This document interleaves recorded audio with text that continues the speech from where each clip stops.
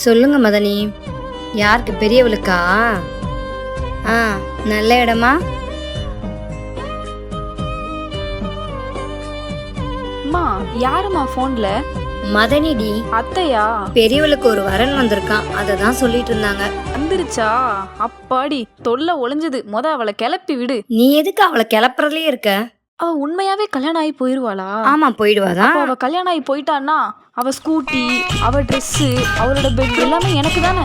ஆமாமா, உனக்கு தான்.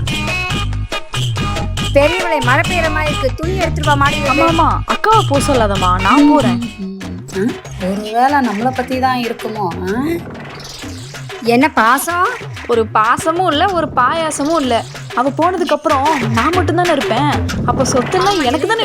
உனக்கு பாடி நினைச்சேன், என்னடா புதுசா பாசம் பொத்துக்குதுன்னு போன